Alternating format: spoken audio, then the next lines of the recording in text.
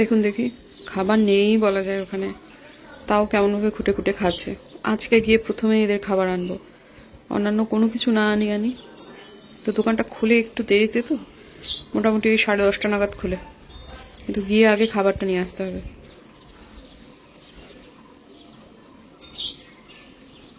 কত পাখি যে সকাল থেকে আসছে যাচ্ছে, যেটুকু আছে সেটুকুই খাচ্ছে, কেউ কেউ খাচ্ছে না, শুধু জল খেয়ে বেরিয়ে যাচ্ছে। দেখে খারাপ লাগছে। কিছু কিছু কথা না আমি ব্লগে বলতে চাই না, কারণ বহু মানুষই এমন মানসিকতা নয়, তবে বহু মানুষই আছেন। কিন্তু মাঝে মাঝে কিছু কিছু পরিস্থিতি এমন আসে যে মনে হয় যে না বললেও নয়।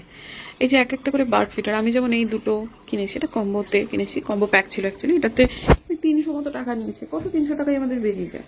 আমাদের বাড়িতে যে বাস্তুকার এসেছিলেন তিনি আমাকে বলেছিলেন যে আপনি কিন্তু বার্ডকে খেতে দেবেন, বার্ড ফিড করবেন। তাই আমি বার্ড ফিডারটা তখন কিনেছিলাম।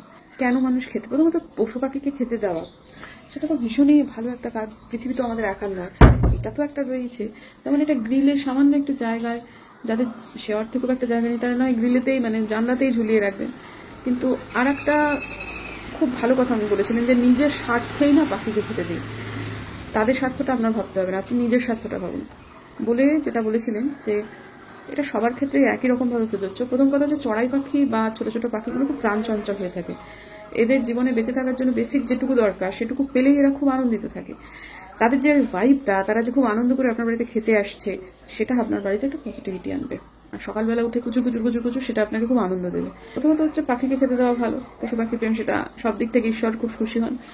2 নম্বর কথা, আপনার নিজের মন ভালো থাকবে। তৃতীয়ত, বাড়িতে পজিটিভিটি আসবে। এবং চতুর্থত, যেটা খুবই ইম্পর্টেন্ট, এই জায়গাটাতেই আগের 3টে পয়েন্ট সবাই মেনে নেবেন, কিন্তু এই পয়েন্টটাতে অনেকেই নাক কুচকাবেন বটে, কিন্তু এটা ভীষণ সত্যি যে খারাপ নজর বলে একটা কথা আছে, যেটাকে বলে নজর, বুড়ি নজর। সেটা সত্যি সত্যি হয়। আমি নিজে এটা মানি। যদি আমি এইরকমভাবে দেখি যে আমরা যখন কারোর পায়ে হাত দিই, সে যখন বলে ভালো থেকো, তার মানে সেটা হচ্ছে সে আমার ব্লেস করছে। ঠিক উল্টো দিকটাও হয়, সেটা আমরা অনেক সময় বুঝতে পারি না। কার যে মনের ভেতর কি আছে আমরা তো উপর থেকে দেখে বুঝতে পারি না। এরকম বহু মানুষ আমাদের জীবনে হয়তো আছে যারা আমাদের মনে মনে মনে মনে ভীষণ অশ্রদ্ধা করে, আমাদের অমঙ্গল কামনা করে। আবার প্রত্যেকটা মানুষ দেখবেন সোশ্যাল মিডিয়াতে এই জিনিসের মানে আপনারা প্রতিচ্ছবি খুব দেখতে পাবেন। ধরুন কারোর সম্পর্কে একটা নেগেটিভ কথা রটলো, লোকে ডাইনে বাই সামনে পেছনে কিছু জানে না, কিন্তু তার মৃত্যু কামনা, তুই মরে যা, তোর মরে যাওয়া উচিত, এ ধরনের কথাবার্তা কিন্তু লোকে বলে কারণ এই কথাগুলো তারা ভেবে অভ্যস্ত। কারো না কারো সম্পর্কে ভেবে অভ্যস্ত, সেটা তাদের মুখ দিয়ে এসে যায়। সেটা যে ঘুরিয়ে ফিরিয়ে তাদেরই খারাপ করছে সেটা তারা না বুঝে সেটা তারা করে, কারণ সেটা ছোটবেলা থেকে ওইভাবে তারা ট্রেন্ড হয়েছে।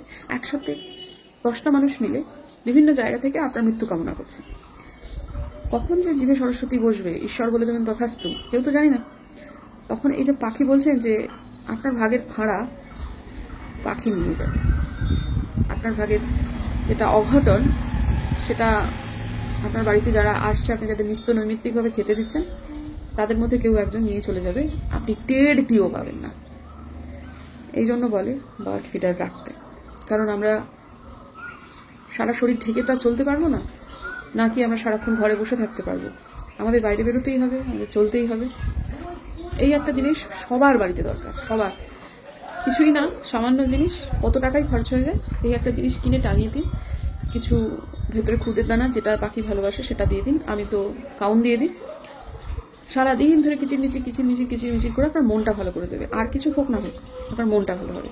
নমস্কার বন্ধুরা, আমার নতুন ব্লগে আপনাদের সবাইকে স্বাগত জানাই। আশা করছি ভালো আছেন সবাই, যে যেখানে আছেন। আমার দিন তো শুরু হলো, এখন বাজে মোটামুটি 7টা একটু বেশি। আর কালকে শরীরটা একটু খারাপ ছিল, সেই জন্য রাত্রেবেলা ভিডিও এন্ড করতে পারিনি। এখন একটু আগে আমি ভিডিওটা এন্ড করলাম।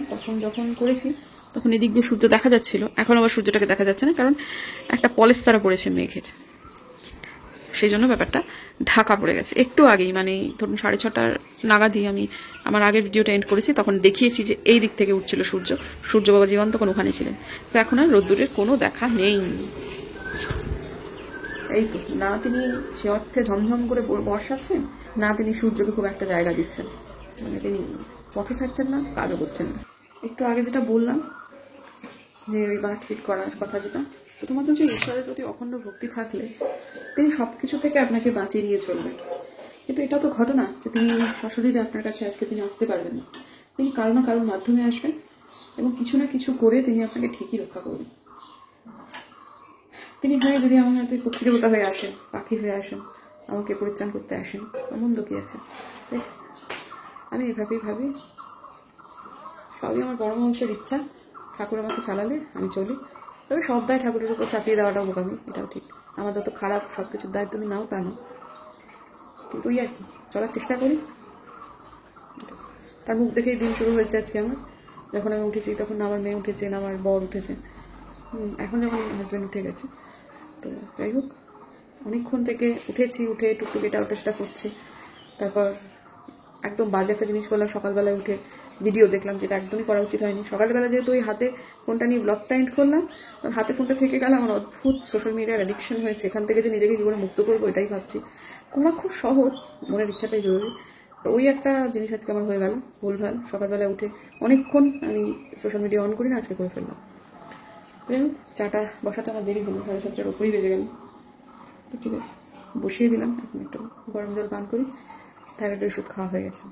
আজকে পদ্ম গাছের কিছু কাজ আছে, বেশ অনেক কিছু কাজই আছে। তার আগে ভাবলাম যে একটুখানি শিম তোলা যাক। শিম দেখতেই পাচ্ছি না, এই কটা মাত্র তুললাম, তার মানে আর শিমের এখন মানে ঘুমিয়ে পড়বার সময় হয়েছে, স্বাভাবিক। কিন্তু এই শিমটা কিন্তু 12 মাসে শিম, কেন জানি না, আসলে ফুল সানলাইট দিতে পারি না তো গাছগুলো না ভালো হয় না, সত্যি কথা। তবে মনে হচ্ছিল যে এই দুটো শিম নিয়ে চলে যাব, তারপর যাও খুঁজে পেতে হাত ভর্তি করে শিম পেলাম।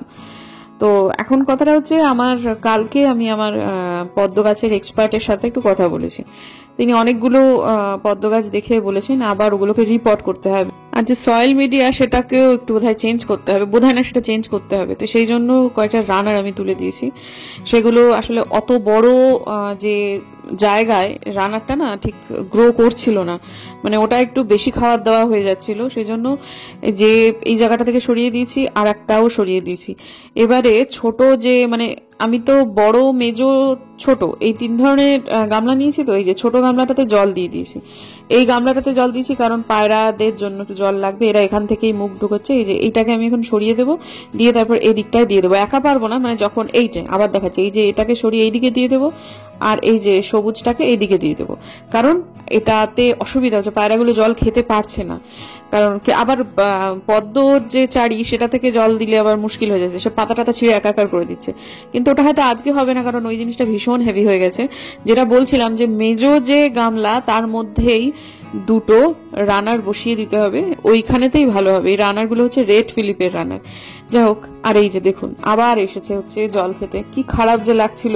আসলে এরা না এই লাল গামলাটা দেখে এখনো অভ্যস্ত নয়, এরা এই পদ্মের চারি থেকেই জল খেয়ে খেয়ে অভ্যেস, মানে এদের কাজে আমাকে লালের ওই দিকটা হয় সরিয়ে দিতে হবে, নাহলে ওই গামলাটা যেটা মানে ওদের জলের জন্য রেখেছি, নাহলে ওটা অন্য কোনো একটা জায়গাতে একটু দিয়ে দিতে হবে, নাহলে গরমকালে ওরাই বা যাবে কোথায়, তাই না? তার মধ্যে কথা হচ্ছে আমার পদ্মের চারি একটা কমে গেল, এই আর কি। তো দেখো, মেয়ের সাথে একটুখানি খেলার জন্য এসেছি আমি, একটা বিশেষ কারণে কিন্তু আজকে সকালবেলায় আর বেরোতে পারিনি। এই সময়টা আমাদের খুব মজা হচ্ছিল যে বেবি বেবি, তাহলে এসে আসবে বিয়ে, ভাদ্র মাস, এই যে একটা ছোটবেলার খেলা ছিল না, তাতে করে আমি চোট্রামি, হ্যাঁ এই ব্যাপারে আমি একটু চোট্রামি করছিলাম, ওর সাথে পেরে উঠছিলাম না। আর রোগা হাতগুলো না হাড় বেরিয়ে আছে, তো কি হাতে ব্যথা লাগছিল, কিন্তু আমাদের খেলতে খুব ভালো লাগছিল। তো যাই হোক, বুম্বাদার সাথে একবার একটু খেলতে চাইলাম, তো সে একটু ল্যাদ খেতেই মানে আজকে একটু বেশি ইচ্ছা তার আর কি। তো যাই হোক, এই সময়টা খুব মজা হচ্ছিল আমার আর টুকুরের মধ্যে।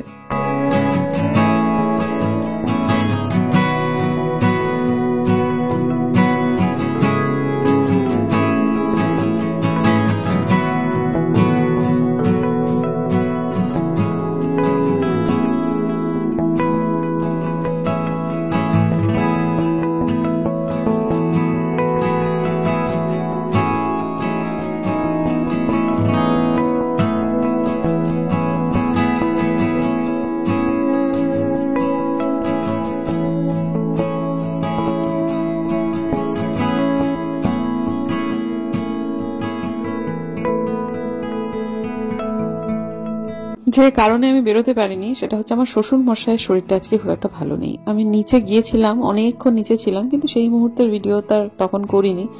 তো এখন বুম্বাদা একটু টুকুরকে বলছে, মা আমার একটু এই জায়গাটা, বিশেষ একটা জায়গা একটু ব্যথা হয়েছে, সেটা একটু টিপে দে। তা সে মেয়ে যখন টিপছে, সেই দৃশ্যটা দেখতে আমার খুব ভালো লাগছে, সত্যি কথা। সব সময়ই আমার খুব ভালো লাগে এরকম ভাবে দেখতে। বাস্তবে উনি অসুস্থ যে সাংঘাতিক তা না, তবে একটা শারীরিক অস্বাচ্ছন্দ্য, একটা আনইজি ব্যাপার তৈরি হয়েছে। যার জন্য ডাক্তারবাবু ওনাকে একটু ইসিজি করতে বলেছেন আর কি। হঠাৎ করেই এই সমস্যাটা কিন্তু তৈরি হলো। তো যাই হোক, আজকে না ছাদটা আলপনা দিয়ে আর মামুনি পরিষ্কার করছে, নিচে রান্না হয়নি, আজকে রান্নাটা সবটুকুই উপরে হচ্ছে। এবং আমার শ্বশুরমশাইকে অন্য দিনের তুলনায় অনেক তাড়াতাড়ি আজকে আমি খেতে দিয়ে দিলাম, উনি সেটা চেয়েও ছিলেন। আর দেখুন, ডাক্তারের নিষেধ অগ্রাহ্য করে, আমাদের প্রত্যেকের নিষেধ অগ্রাহ্য করে আবার হাটে গিয়েছেন নিজে নিজে, এবং এতগুলো বিয়ে বাড়ির বাজার করে নিয়ে এসে। হ্যাঁ, এটা ঠিক যে দুটো ছেলে হেল্পার হিসেবে ছিল, কিন্তু তবুও আজকের দিনে ওনার এইভাবে বাজার যাওয়াটা একবারেই ভুল হয়েছে। না মাসি, রান্নাটা সত্যিই তুমি খুব ভালো করো, এটা তো কোনো সন্দেহ নেই। শুনতে পেলে? শ্বশুরমশাই খুব খুশি হয়েছেন, সত্যিই ভালো হয়েছে রান্নাটা। একটু হেসে দাও, সুন্দর করে হেসে দাও। না, তোমার প্রশংসা করলাম, সত্যিই ভালো রান্না করে। আমি প্রশংসার জন্য ভালো লাগে না, হতেই পারে, হাতের জিনিস একদিন নুন বেশি পড়ে যেতেই পারে, কিন্তু এমনিতে মাসি সত্যিই রান্নাটা ভালো করে। নিরামিষ রান্না ফাটাফাটি রান্না করে, নিরামিষের মাসি দারুণ সত্যি। আমিষটাও আজকাল না, এখন মাংসটা খুব ভালো হয় আজকাল, মাঝখানে একটুখানি হচ্ছিল, কিন্তু এখন একদম ঠিক হয়ে গেছে। উপরে কি চলছে দেখে আসি। বাপরে বাপ, আলপনা দিয়ে আছে।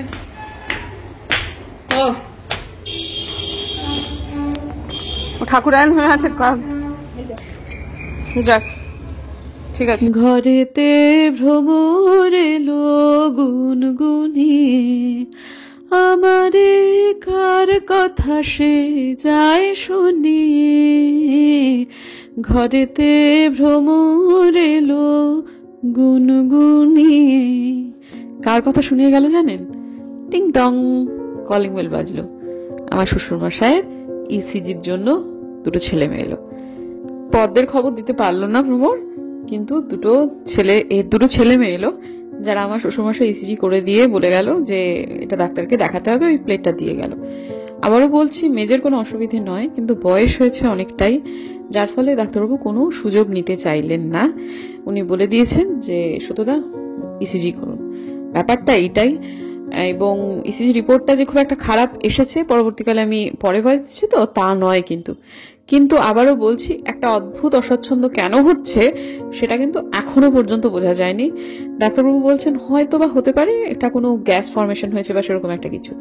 তো এখন সন্ধ্যেবেলায় আমার শ্বশুরমশাই এখন স্টেবল আছেন, অনেকটাই স্টেবল ছিলেনও, ইনফ্যাক্ট যাই হোক মানে একদম ঠিক আছেন। সেই জন্য আমি এখন একটু বেরোচ্ছি, কানে একটা দুল পরি না, কিন্তু আজকে দেখলাম সোনার দুলটা বাইরে বার করা আছে, সুতরাং সেটা পরে এখন যাচ্ছি হচ্ছে পাখির খাদ্য কিনতে।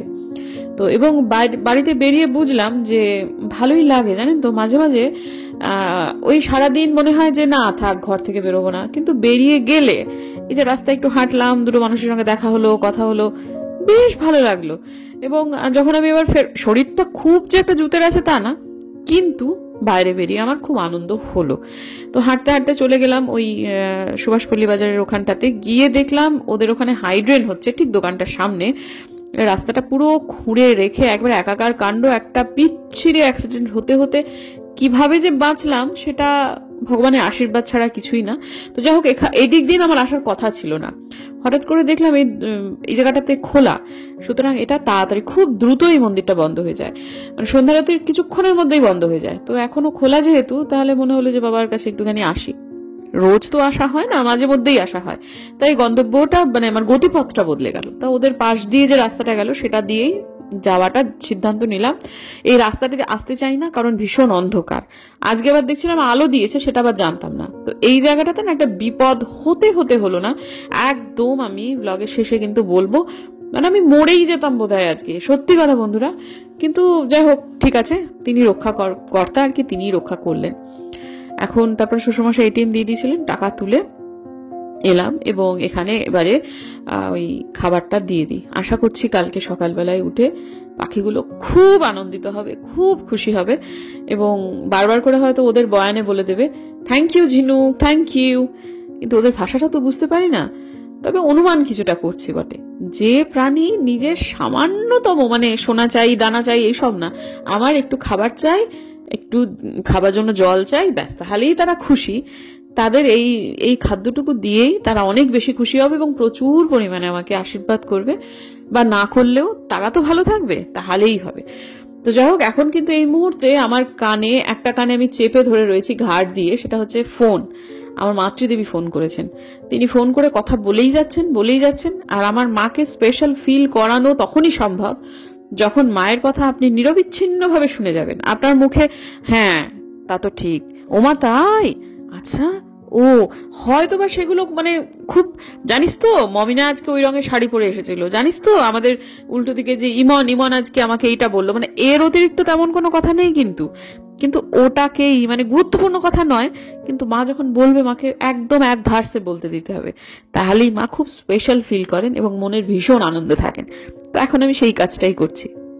আমার রান্নাঘরের কাজ সে কখন হয়ে গেছে, তো তার এসেছি পর থেকে একটা মিনিট বসিনি, মানে ছুটেই যাচ্ছি। রান্নাঘরের কাজ তো অনেক আগেই হয়ে গেল, তারপরেতে যাই হোক, মানে কি বলবো, মানে কাজের আর শেষ নেই। আজকে ছাদেতে জামা কাপড়গুলো ছিল, ওগুলো আর কালকে রাত্রে যেমন তোলা হয়নি, কালকের দিনে জামা কাপড় সব আজকে সকালে দেখবেন প্রথমে ক্লিপিংটাতে জামা কাপড়গুলো ছাদে ছিল, সেগুলো ঠিক নয়, সেজন্য সেগুলো সব আবার আনতে গেলাম, সেগুলো সব গোছালাম। তারপরে ট্রলিটা খালি ছিল না, এতদিনও ট্রলি খালি করিনি, ট্রলি খালি করলাম, জিনিসপত্র এক দফা আজকে ওয়াশিং মেশিন 3বার চললো, এখন তৃতীয় রাউন্ড কাঁচা চলছে, সেগুলো সব মেলবো, জিনিসপত্র সব এদিক ওদিক সেদিক করলাম, মানে কত কি যে, মানে অগুন্তি কাজ, মানে এত হাঁটাহাঁটি হলো এইটুকু সময়ের মধ্যে, আমার পাটা এখন ব্যথা হচ্ছে। যদি স্মার্ট ওয়াচ পরে থাকতাম তাহলে এখন বোঝা যেত যে কতটা ক্যালোরি আমার বার্ন হলো, ভালোই হয়েছে। তো যাই হোক, আপাতত এখন ওইগুলোকে মেলতে হবে, মেলে তারপরে ওই স্ট্যান্ডে আর কি মেলে, তারপরের দিনে আজকে আমি এবার জামা কাপড় ছেড়ে শোবো।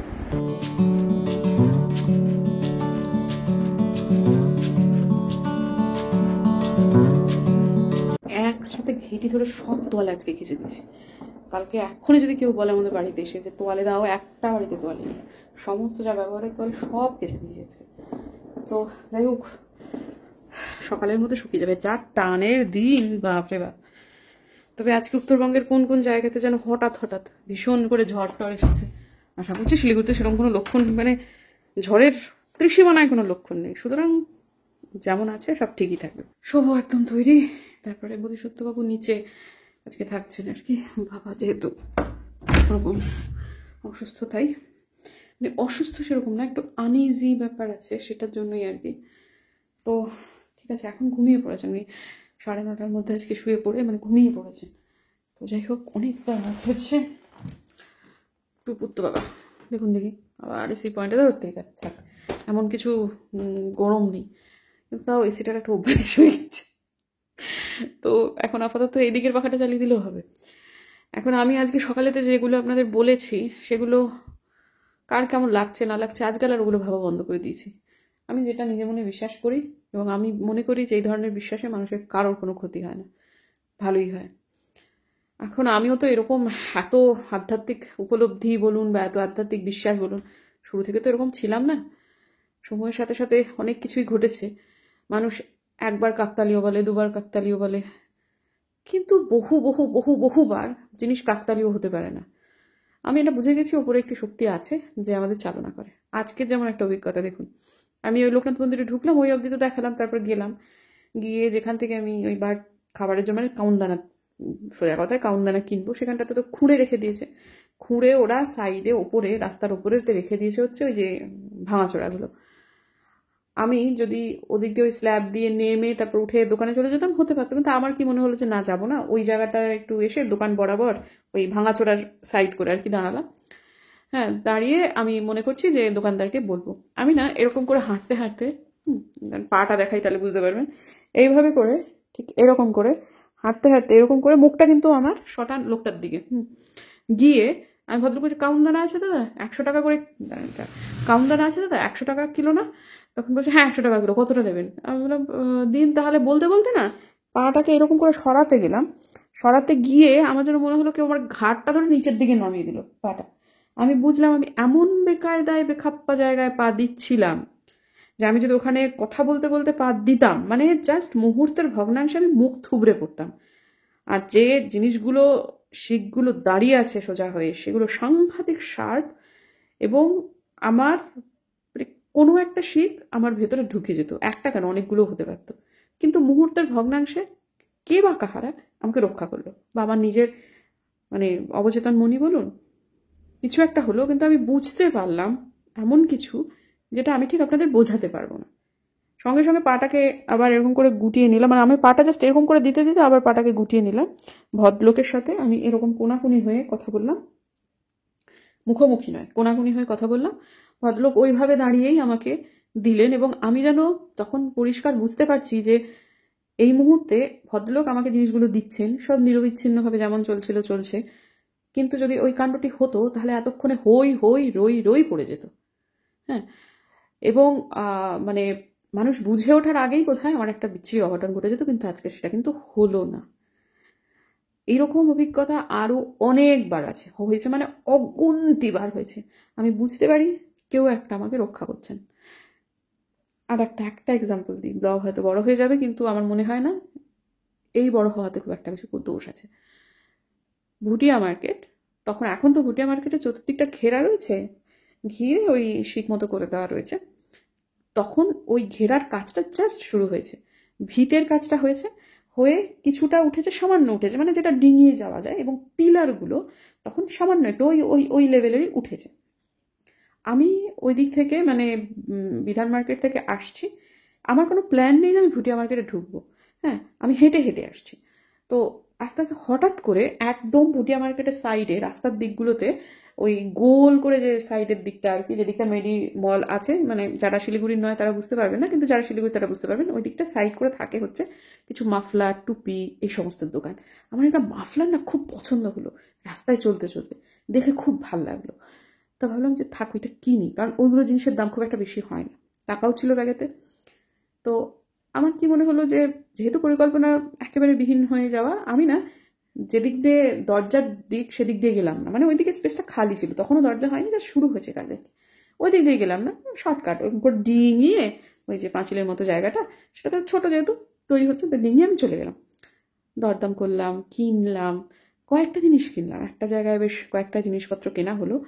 কেনার পর ওই যে ওর যেইভাবে গেছিলাম, কি মনে হলো আমি ঠিক ওইভাবেই আবার পেরোতে গেলাম, এবং পেরোলাম কোন দিকটায়, যেখানে পিলার সেখানে, এবং এই উঁচু উঁচু ছুঁচলো সমস্ত রড, আমি টাল সামলাতে না পেরে পড়ে গেলাম, বসে পড়লাম, পড়ে গেলাম বলা ভুল, দুপা এরকম করে দিয়ে ধরো নিয়ে ওই পিলারটা যেটার মধ্যে বসে আমি এইরকম করে এক পা দিয়ে, 2 নম্বর পাটা তখন আরো মোটা ছিল, এইভাবে দিয়ে ঢাল সামলাতে না পেরে ধুপুস করে পিলারটার উপরে বসে পড়লাম, যার এইরকম ছুঁচলো কয়েকটা রয়েছে আর কি, রড বেরিয়ে রয়েছে। হই হই রই রই কাণ্ড, যে মহিলার কাছ থেকে কিনেছি আশপাশে কত লোক, সবাই দৌড়ে এলো। একজন আমাকে হাত ধরে দিদি দিদি দিদি দিদি, আমি না অবাক, আমি একটা কিছুর উপর বসলাম, মানে আমি বুঝে উঠতে পারছি না যে কি হলো, কিন্তু আমি উঠলাম, আমার কিছুই হয়নি, আমি কিছুর উপর একটা বসলাম এবং আমি তারপরে উঠলাম। শীত বস্ত্র গায়ে ছিল, তখন খুব ঠান্ডা পড়েনি। আমি সেই জিনিসটা এখনো আমি শিহরিত হই যে সেই দিন আমার কিচ্ছু হয়নি, আমার নিম্নাঙ্গ ছিন্ন ভিন্ন হয়ে যাওয়ার কথা, যারা ছিল তারাও সেটা ভেবেছিল যে গেল, তারপর তারাও অবাক, মানে ভীষণ রকম অবাক, মানে ভদ্রমহিলা কতবার করেছে, দিদি আপনি ঠিক আছেন, আপনি ঠিক আছেন, এটা কেমন করে হলো, আজ পর্যন্ত আমি জানি না এটা কেমন করে হলো। কিছু রিয়েলাইজেশন জীবনের রাস্তায় চলতে চলতে না এমন পাথরের মতো শক্ত হয়ে গেছে, যেটাকে আমি জীবনেও ভাঙতে চাই না। কেউ একজন ওপরে বসে আছেন, যিনি আমায় ভালোবাসেন, যিনি আপনাদেরও ভালোবাসেন। যাদের উপলব্ধি আছে তারা তো আছে, আর যাদের নেই তাদের আসুক, আমি চাইবো আসুক, কারণ এই উপলব্ধিটাকে সাথে নিয়ে চলাটা খুব সুন্দর একটা জার্নি। এই জার্নিটা মানুষকে খুব খুব আনন্দ দেয়, সবসময় একটা নিরাপত্তা দেয়, প্রথমত একটা আত্মবিশ্বাস দেয়, তুমি তো আছো। আর কথামৃত যারা পড়েননি, কথামৃত একবার পড়তে হবে, পড়বেন প্লিজ, অনেক মানুষই আছেন, চেষ্টা করে দেখবেন, মানে ওটা এক আলাদা আলাদা উপলব্ধির বই সেটা। যাই হোক, ঠিক আছে বন্ধুরা, দেখা হচ্ছে কাল। আজকের দিনের জন্য বিদায় নিচ্ছি। যদি আমার ভিডিও ভালো লাগে তাহলে সাবস্ক্রাইব করবেন, পাশে নোটিফিকেশন বেলটা অন করবেন, যাতে ভিডিও দিলেই নোটিফিকেশন চলে যায় আপনার কাছে। দেখা হচ্ছে আগামীকাল, ততক্ষণ